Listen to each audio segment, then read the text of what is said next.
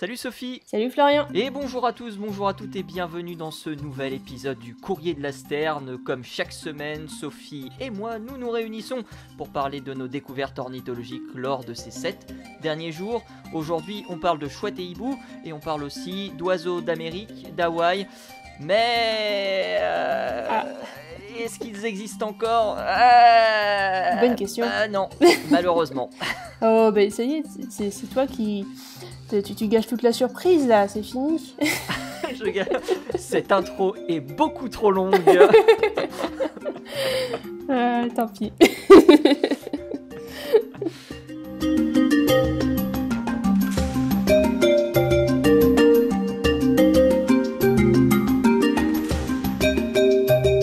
Comment ça va, Sophie? Bah écoute, plutôt bien. Il commence à faire bien chaud par chez nous. On a dépassé les 30 degrés aujourd'hui. Donc ça y est, on rentre dans l'été. C'est parti. Bah nous ça y est, on rentre de plein pied dans l'automne en espérant que la pluie et le froid se manifestent beaucoup plus régulièrement désormais. Et puis voilà, on a les premiers passages au lac d'Uder, qui est l'un des endroits emblématiques de la migration des oiseaux en France, donc le passage des grues cendrées notamment. Donc pour ceux qui se posent la question, on enregistre aux environs du 22 octobre.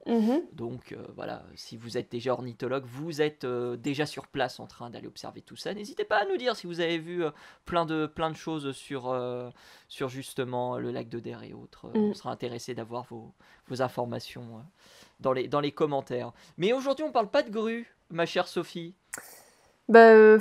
Non, pas exactement la même famille. J'avais envie de changer des oiseaux marins que j'avais pas mal couverts ces derniers temps. Donc je suis partie un peu plus vers l'intérieur des terres aujourd'hui. On va aller voir les strigiformes, qui sont donc les oiseaux de nuit, ces fameux rapaces nocturnes que vous connaissez bien.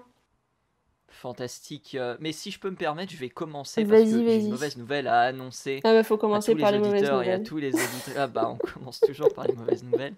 Avec l'United States Fish and Wildlife Service, qui est donc l'organisme fédéral des États-Unis qui s'occupe de gérer et de préserver la faune, qui a publié un communiqué de presse datant du 16 octobre dernier, qui a tout simplement retiré 21 espèces de la liste en danger critique d'extinction pour la placer dans la catégorie éteinte.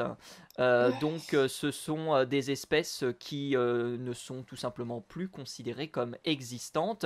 En septembre 2021, il y avait déjà 23 espèces qui avaient été délistées, et cette année donc on en a 21 de plus. On a des mammifères, on a une chauve-souris, on parlait d'oiseaux de nuit, ça tombe bien, on parle de chauve-souris ici. On a des poissons et on a également des oiseaux qui ont été délistés, des oiseaux qu'on n'a pas revus pour certains depuis les années 60.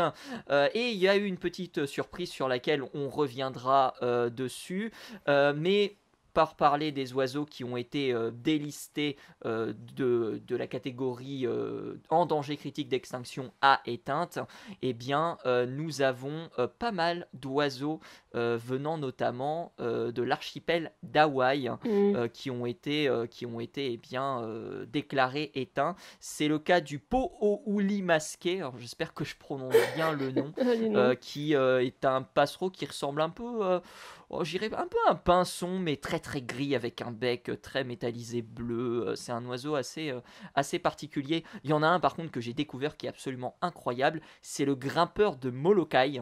Le grimpeur de Molokai.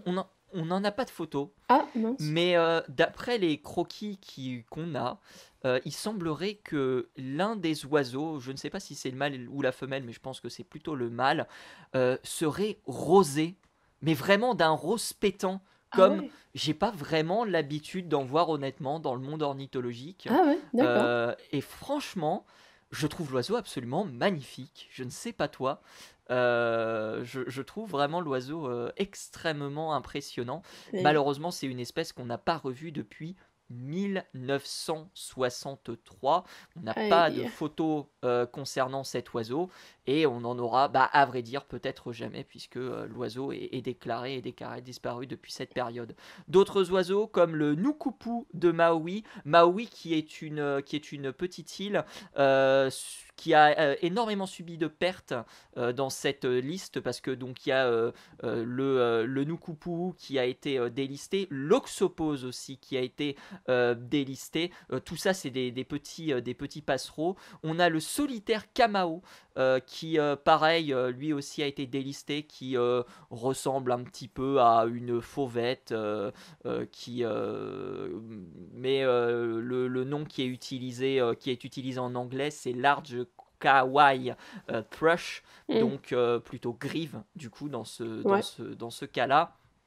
On a aussi le mot de Kauai. On revient toujours sur cette fameuse île de Kauai avec toujours le nukupu.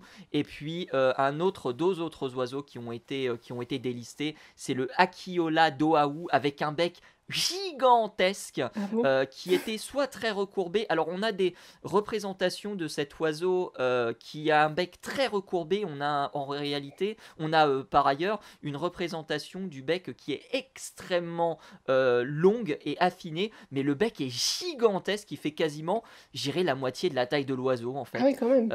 C'est assez dingue.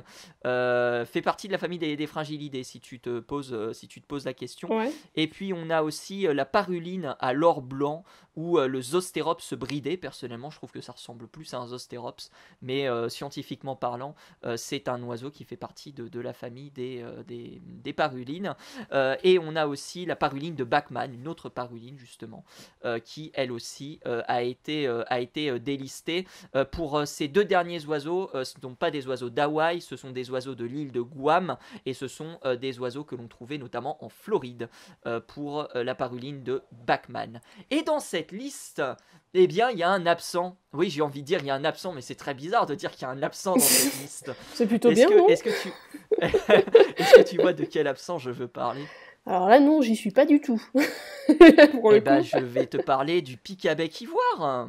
Parce que bon sang, oui. 2020, en 2021, justement, nos chers amis du FWS, donc ceux qui s'occupent de réaliser ces listes, avaient apporté une note en disant: avec les différentes preuves que l'on a, constatations qui ne sont pas assez solides, eh bien il se peut que le pic à bec ivoire fasse justement partie de cette liste en 2023. Et il s'est avéré que l'oiseau n'est pas présent. Alors pour ceux qui ne connaissent pas le pic à bec ivoire, c'est un gigantesque pic dont la dernière capture, la dernière photo remonte à 1944. Et c'est un oiseau qui crée énormément de discorde aux États-Unis pour la simple et bonne raison qu'il y a deux camps ornithologiques qui s'affrontent. D'un côté, celui où les gens considèrent que l'oiseau est définitivement éteint pour tout un tas de raisons, pour la perte de son habitat par rapport à d'autres choses qui étaient des pressions sur l'oiseau.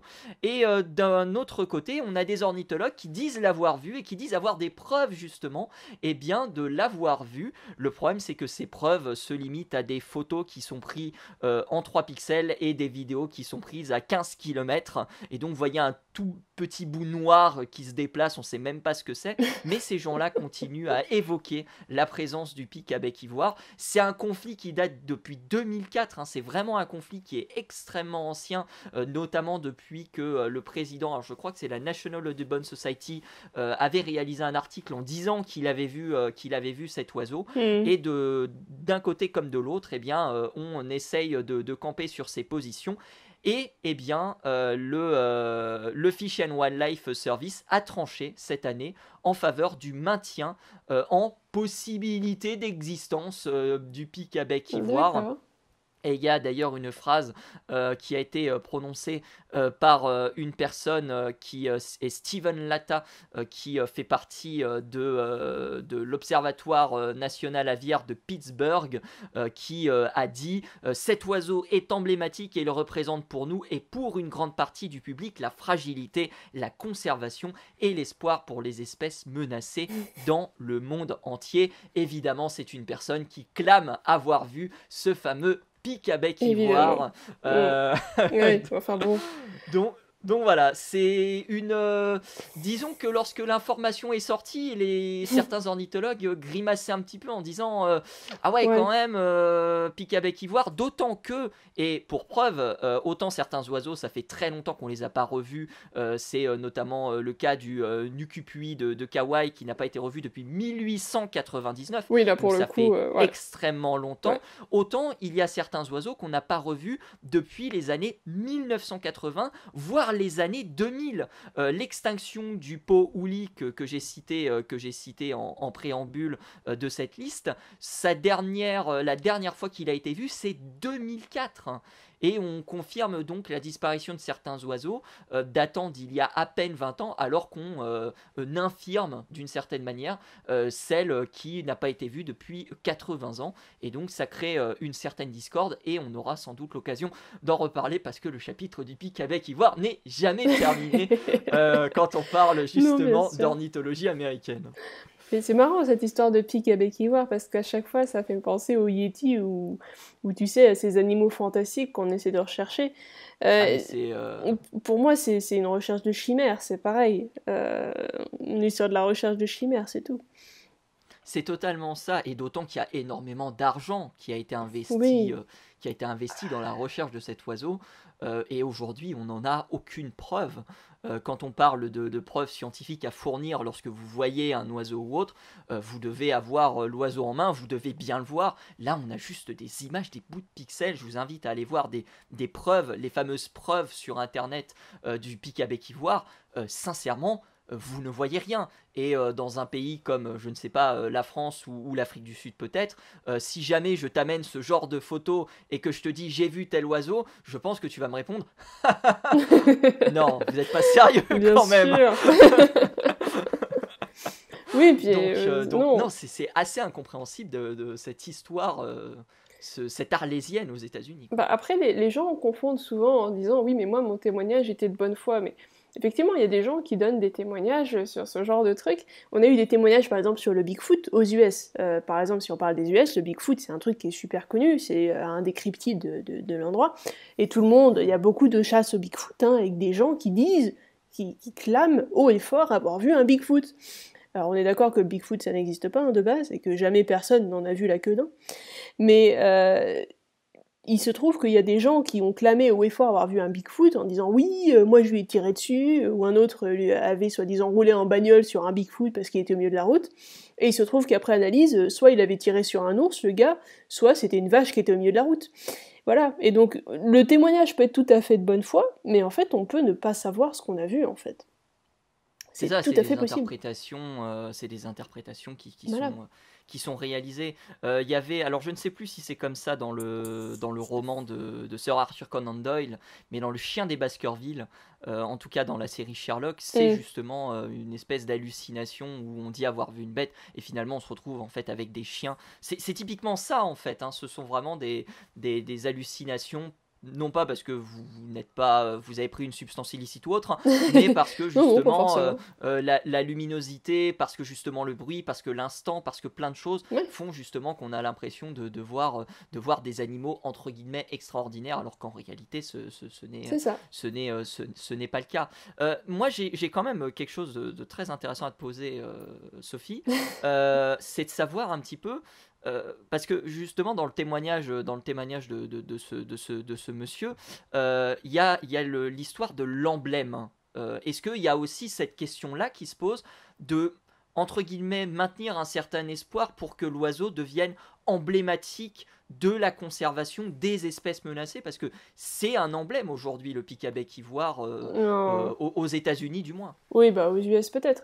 Mais bon, les US ont fort tendance à se croire le maître du monde et le centre du monde pour beaucoup de choses, et je pense qu'il est temps qu'ils descendent un petit peu de leur piédestal, mais bon, ça c'est mon avis personnel. Mais bon, du point de vue de l'ornithologie, c'est vrai qu'ils ont pas mal de structures, mais il faut se rendre compte quand même que on a plus de 10 000 espèces d'oiseaux dans le monde au total. Je suis sûre qu'on n'a pas besoin du pic à bec ivoire pour avoir une espèce d'oiseau emblématique pour la sauvegarde de toutes les espèces de par le monde. Donc à mon avis, pour moi, c'est pas spécialement nécessaire d'avoir ce pic à bec ivoire, qui est plus une recherche qui ne portera jamais fruit, plutôt que quelque chose qui est vraiment important, et d'autant plus d'ailleurs quand on fait de la conservation et quand on essaie vraiment de consacrer sa vie à ce genre de choses, aux animaux et à sauver les espèces en voie de disparition ou d'extinction, et ben je pense qu'on a plus de crédit et plus d'argent et plus de moyens financiers et autres à accorder à des espèces qui sont effectivement réelles, hein, qui sont bien là, et qui ont effectivement besoin de notre aide, qu'à des chimères qu'on ne trouvera jamais, de toute façon. Donc pourquoi est-ce qu'on n'accorderait pas plutôt notre attention à des espèces qui en ont vraiment besoin? Ça pourrait être plus intéressant, non? Ah bah totalement, mais bref, tout ça pour dire que le chapitre du pic à bec ivoire, il est loin d'être fermé. Je pense que la fin d'année, voire l'année prochaine, va déjà nous réserver des surprises. Il y a un compte Twitter parodique, si vous voulez le suivre, qui s'appelle Ivory Build Discourse, qui reprend tous les articles invraisemblables sur le pic à bec ivoire. Les preuves, c'est vraiment très très drôle à suivre. Je vous invite à aller voir ça. Mais le pic à bec ivoire, on en reparlera forcément, parce que c'est partie de ces oiseaux emblématiques. Évidemment.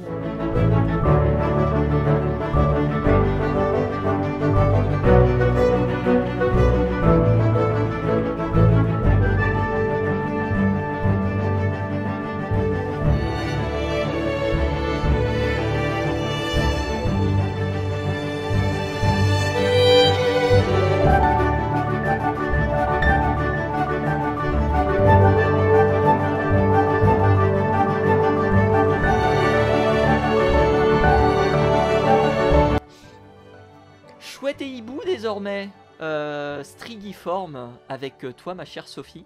Bah ouais. On reste en Afrique. Enfin, on reste en Afrique. Pour le coup, non. On était aux États-Unis, mais. On était aux États-Unis et on va passer en Europe parce qu'en fait, ce que je vais vous raconter aujourd'hui, c'est basé sur une publication que j'avais envie de mettre à l'honneur parce que c'est une publication faite par des Français, en l'occurrence. Et du coup, ça me faisait plaisir. Voilà, ça me faisait très plaisir. Ça a été publié le 18 octobre dernier dans Proceedings of the Royal Society. Donc c'est pas si mal, hein, franchement.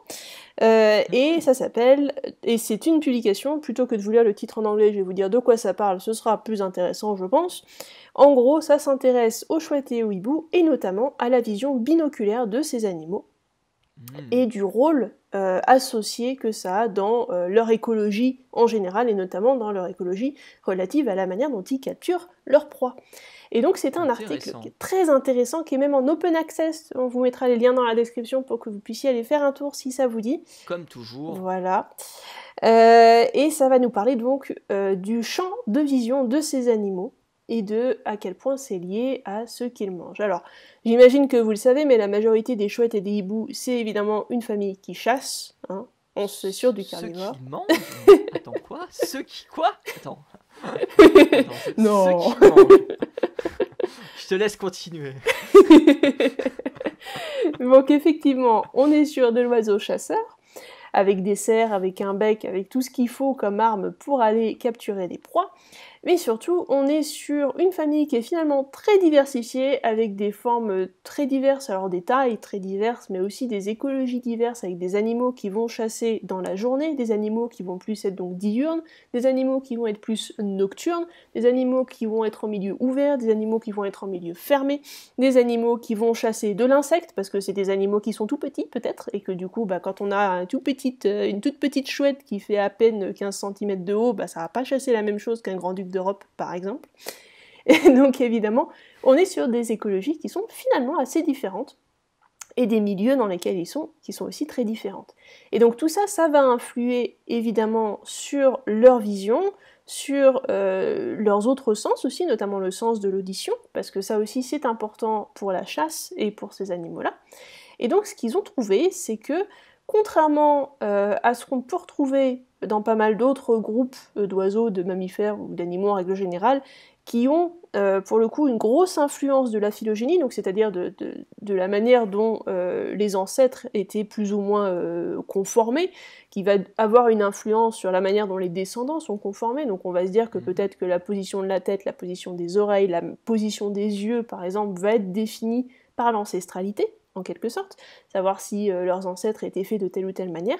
Bah là, en fait, chez les chouettes et les hiboux, c'est pas du tout le cas. C'est plus défini par leur écologie que défini par comment c'était précédemment chez l'ancêtre des chouettes et des hiboux.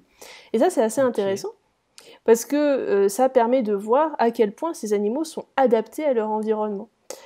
Donc, dans cette publication, alors il y a des phylogénies, il y a plein de trucs qui, je sais, vont intéresser pas mal de monde, donc c'est pour ça que je vous encourage à aller le voir, parce que c'est toujours intéressant si c'est le genre de choses qui vous passionne, vous, voir comment on classe les espèces, etc. Mais plus que ça, il y a aussi toute une analyse 3D qu'ils ont faite du champ de vision de plein d'espèces différentes. Alors pour ça, ils ont étudié 22 espèces différentes, ce qui est pas mal quand même. 22 espèces de chouettes et hiboux, on est quand même sur pas mal de... ça fait à peine 10%. Ça fait à peu près 10% de tout. Il y a 250 ouais, à peu espèces, près. Je crois. Quelque chose comme ça. C'est ça. Mais du coup, on est quand même pas mal... c'est quand même un bon échantillonnage, parce qu'ils ont pris pas mal d'espèces différentes. Alors ils sont passés... Surtout, voilà, si tu prends des espèces différentes, de tailles différentes, de milieux différents. De milieux différents et d'un peu de par le monde, en fait. Ils sont partis par l'Australie avec la boubouk. Je ne sais pas si vous connaissez la petite boubouk qui est assez mignonne et assez petite. La boubouk. Ouais. Il y a ça dans les livres d'ornithologie. Mais ouais. faut que tu regardes, elle est très mignonne celle-là, moi j'aime bien. La boubouk. Je l'appelle boubouk, mais c'est peut-être pas le nom français. Australian boubouk, je sais plus comment ça s'appelle en français, faudra regarder. Mais ouais, la boubouk, c'est un... je trouve trop mignonne, j'aime bien celle-là. La Ninox boubouk. Voilà. Incroyable. Ah, tu vois. Évidemment, ils sont passés par la Tito alba qu'on connaît bien, qui est la fameuse dame blanche de la nuit, qu'on a en France notamment, hein, notre chouette effraie. Voilà. Et puis plein d'autres qui sont très connus aussi, que vous reconnaîtrez certainement, notamment notre grand-duc d'Europe, qui est aussi dans l'échantillonnage. Et puis par chez nous, on avait aussi un oiseau d'Afrique du Sud, le Spotted Eagle Owl, qui du coup est le grand-duc sud-africain, qui est bien plus petit que le grand-duc d'Europe d'ailleurs, qui est que très sympa aussi, avec lequel j'ai bossé. Et évidemment, l'incontournable Harfang des neiges, parce que quand même, hein. Donc, tous ces animaux-là ont été pris, alors c'est pour ça que c'est français d'ailleurs, c'est parce qu'ils sont pris dans 4 parcs zoologiques français qui ont proposé leurs animaux, en quelque sorte, pour l'étude, alors que je te retrouve exactement les parcs zoologiques. Alors voilà, donc on a les ailes de l'Urga, l'espace Rambouillet, que je connaissais très bien, le grand parc du Puy du Fou et le domaine des Fauves. Et donc ça, c'est des... Comme d'habitude, juste pour souligner encore que avoir des animaux en captivité, finalement, c'est pas si mal, surtout quand vous faites de la recherche, parce que ça permet d'avoir tous ces animaux à disposition pour pouvoir voilà, faire vos recherches, arriver à poser vos hypothèses, les démontrer ou les infirmer en fonction des cas, et puis derrière avoir des résultats qui vous permettent de mieux comprendre ces animaux et de mieux savoir comment les protéger, peut-être, les élever, enfin bref, plein de choses. Donc ça, c'est... Donc merci à eux d'avoir participé à l'étude, c'était gentil. Dans les résultats, donc, on l'a dit tout à l'heure, on a un changement en fonction du mode de vie de l'animal, de son environnement aussi. Donc par exemple, ils ont trouvé que le champ de vision binoculaire, donc chez les chouettes et les hiboux, il était généralement un peu plus large lorsque c'est des animaux qui allaient être plus insectivores, parce qu'en fait là, dans ces cas-là, l'animal va plus se baser sur finalement sa vision pour capturer l'animal, qui fait un peu moins de bruit du coup, que lorsque c'était des animaux qui allaient capturer plus des proies comme des rats ou des souris, donc du petit mammifère, qui, pour les chouettes et les hiboux dans ces cas-là, ils allaient plus se baser sur l'audition. Et donc le champ de vision était un petit peu plus restreint, au niveau binoculaire, hein, j'entends évidemment. Mais du coup, on a une différence en fait d'utilisation des sens, que ce soit au niveau de la vue ou de l'audition. Et en fonction de ce qu'ils utilisent le plus, du coup, le champ de vision va être plus large ou un peu moins large. Voilà, donc c'est lié vraiment à l'écologie de l'animal, et ça, c'est super intéressant, parce qu'on a vraiment une incidence, du coup, de l'écologie sur les traits physiques de l'animal. C'est quand même pas si mal. Ils avaient noté aussi que, du coup, vous avez... Alors, je ne sais pas si vous êtes au courant, mais en gros, les yeux des oiseaux sont assez variables en fonction des familles. Vous avez notamment au niveau de la fovea, donc la fovea qui est ce petit point en quelque sorte sur la rétine qui va vous permettre en fait de concentrer les rayons lumineux, et c'est par là que vous allez voir plus ou moins. Donc cette petite pointe sur la rétine qui s'appelle la fovea, elle peut être absente chez certains oiseaux, présente chez d'autres, voire en 2 exemplaires chez d'autres espèces. Voilà. Et donc ce qu'ils ont trouvé ici aussi, il y avait aussi une corrélation entre la présence, l'absence, voire même le double exemplaire d'une fovea chez les chouettes et les hiboux. Alors, il n'y en a pas en 2 exemplaires chez les chouettes et les hiboux, mais par contre, dans ce qu'ils ont trouvé, c'est que la fovea, contrairement aux autres oiseaux où généralement elle est plus ou moins au milieu de la rétine, qui semble logique, et ben en fait, chez les chouettes et les hiboux, elle va être légèrement décalée sur le côté pour être plus en face du champ de vision binoculaire de l'oiseau. Parce que vous imaginez bien que le champ de vision binoculaire, donc c'est ce qui va être au milieu de son champ de vision général, et sur les côtés, vous allez avoir un champ de vision qui va être œil par œil, donc vous n'allez pas avoir cette perception de la distance, aussi bien que lorsque vous avez 2 yeux qui se recoupent, et dans ce cas-là, vous pouvez vraiment apprécier la distance entre l'animal que vous allez chasser et puis vous-même. Mais du coup, l'avantage d'avoir cette fovea un petit peu déplacée sur le côté, ça vous permet en fait d'avoir encore une meilleure vision dans le champ binoculaire de votre vision. Donc c'est quand même, c'est encore une autre adaptation intéressante qui a été du coup démontrée par cet article. Et certaines chouettes, notamment notre chouette effraie, qui elle va chasser de nuit, on le rappelle, qui est principalement nocturne, et bien elle en fait, elle n'a pas de fovea du tout. et en fait, elle se base plus sur son audition que sur sa vision au final. Donc c'était... Donc on a vraiment une adaptation de plein de caractéristiques physiques de ces oiseaux à leur mode d'alimentation. Ce qui est quand même... voilà, donc c'est quand même très intéressant, moi de mon point de vue, je trouve que voilà, on progresse encore dans notre compréhension de ces oiseaux et de toutes ces petites capacités un peu cachées qu'ils ont pour arriver à se débrouiller. J'avais eu l'occasion, on parle pas des strigiformes pour le coup, ce sera plutôt des alcidés avec donc martin pêcheur et autres. Et justement, tu parlais de la fovea qui était présente en 2 exemplaires. Les martins pêcheurs ont la fovea en 2 exemplaires. Et certains ornithologues pensent que c'est parce que justement le martin à la fois vit sur Terre, quoi, hein, mais surtout a besoin aussi de voir ses proies lorsqu'ils plongent dans l'eau. Ouais. Donc du coup, la deuxième fovea servirait à ça. Mais effectivement, la présence de la deuxième fovea est souvent caractéristique d'une très très très bonne vision chez les oiseaux. Et c'est assez intéressant de voir que certains rapaces qui ont pourtant une très bonne vision n'en ont pas. Oui. Ça c'est fou ça. Oui. C'est encore une fois, ça y est, on remet tout, on remet tout, comment dire, on remet tout en cause d'une certaine manière, parce que c'est assez intéressant. C'est pas mal, hein. Mais après, avec la chouette effraie, il y a une possibilité aussi que son champ de vision soit un peu plus restreint que ce qu'on connaît des autres chouettes hiboux. Alors on n'en est pas sûr évidemment, mais on suppose qu'elle voit moins bien de près aussi. C'est peut-être aussi une incidence de ce manque de fovea, on sait pas trop. Je lui passerai mes lunettes si elle veut. Elle est presbyte. Mais non, c'est... Mais en tout cas, voilà, elle a aussi ce petit défaut, on pense, comparé aux autres chouettes et hiboux, ça reste à prouver, voilà. Mais voilà, en tout cas, très très bonne étude, j'ai beaucoup aimé la lire, très sympa.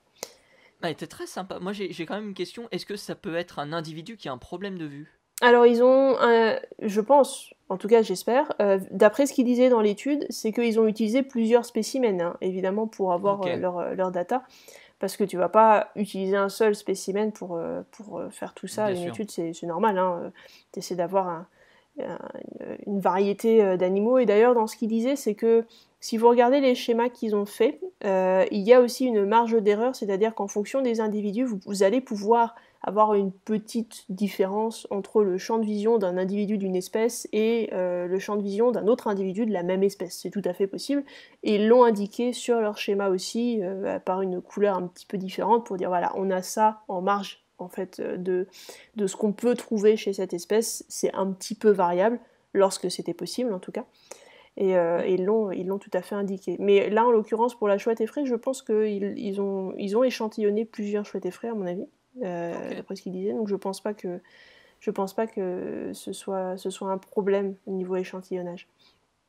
Et par rapport au décalage de la FOVEA, c'est un décalage convergent ou divergent? C'est-à-dire que les deux FOVEA s'éloignent du centre de la tête ou vont se rapprocher au contraire? Elles s'éloignent du centre de la tête, donc elles vont se rapprocher des oreilles en fait. C'est-à-dire que le but, c'est que il y ait comme une ligne directe qui parte du milieu de la tête, du bec en quelque sorte, et qui passe vers les yeux, donc jusqu'à la FOVEA. Donc ça vous fait un petit peu une ligne un peu en diagonale qui va arriver, qui va vous décaler la FOVEA vers les oreilles sur le côté de l'œil en quelque sorte. Parce que le but, c'est vraiment qu'elle soit en face de ce champ de vue binoculaire, donc bien au milieu du champ de vision de l'oiseau. Voilà. Faudra voir si ces FOVEA aussi se voient de cette manière-là chez d'autres espèces d'oiseaux, nocturnes peut-être. Pas nocturnes, pardon, je vous raconte des bêtises. Mais ce sera intéressant d'avoir peut-être des points de comparaison avec d'autres espèces pour voir si il n'y a pas effectivement des choses qu'on a encore à voir de notre côté. Bon, en tout cas, c'était un chouette épisode. Merci beaucoup, Sophie, d'y avoir participé. On te retrouve, je le rappelle, sur Entractosciences, chaîne YouTube. Et on te retrouve sur Twitch. De temps en temps. Je sais pas si tu as fini, ça y est, Subnautica. Non, on a essayé, mais je suis pas encore allée tout en bas. Mais on a bien avancé. J'espère que la prochaine fois, on va y arriver. La prochaine fois, ce sera peut-être lorsqu'on sera dans plusieurs épisodes, et donc du coup tu auras déjà fini, mais sait-on jamais. En tout cas, merci beaucoup, Sophie, merci à vous tous et à vous toutes d'avoir écouté ce nouvel épisode du Courrier de la Sterne. Vous nous retrouvez, on le rappelle, sur Twitter @podcdls. Vous nous retrouvez en podcast, bien sûr, sur les différentes plateformes de streaming, sur YouTube également, et en version sous-titrée. Et on se retrouve aussi la semaine prochaine pour un nouvel épisode du Courrier de la Sterne. D'ici là, portez-vous bien, à très bientôt, salut à tous et salut à toutes. Salut.